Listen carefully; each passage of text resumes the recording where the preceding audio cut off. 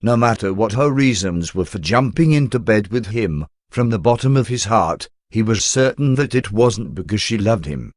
Perhaps she had drank too much that night and took him for Kishore Jayamu's substitute, or perhaps it just was all the liquor. Nevertheless, it had already happened. There was no use in crying over spilled milk. The next day, when he woke up, he casually found an excuse to beat around the bush.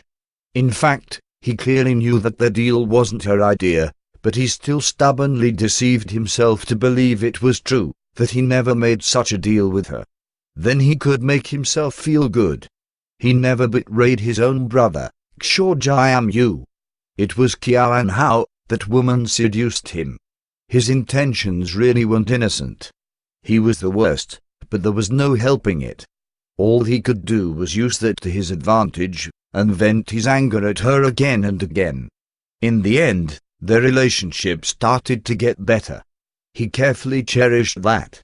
In the end, he thought that if he and Kiawan Hao let nature take its course, they would fall in love with each other.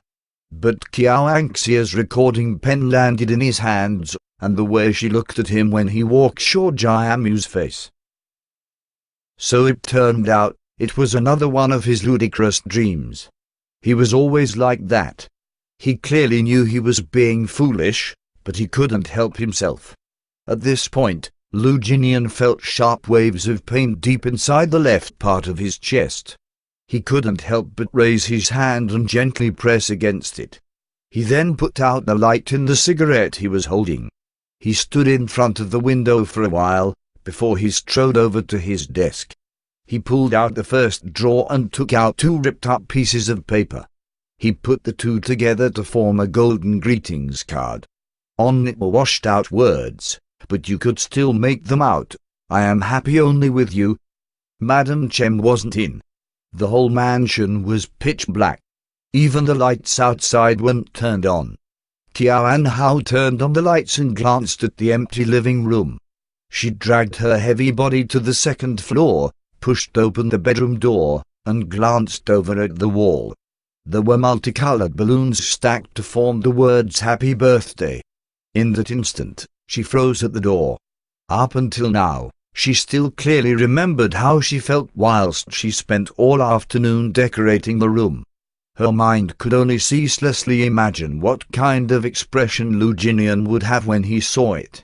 Even though she was the one giving him a surprise, at the time, she felt excited and happy that she would get a surprise as well. Kiawan Hao stood blankly at the door for a long time, before she entered the bedroom. She looked all around, at the balloons stuck on the 4 walls. In the end, her eyes stopped at the balcony where she had arranged the candles into words.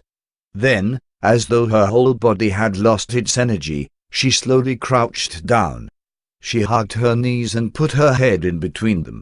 Even if she was stupid, she knew that he was clearly venting his anger out on her.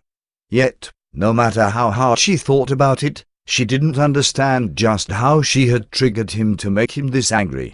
The more Kiawan Hao thought about it, the more she felt wronged. In the end, her shoulders started to tremble slightly, and sobs gently broke out.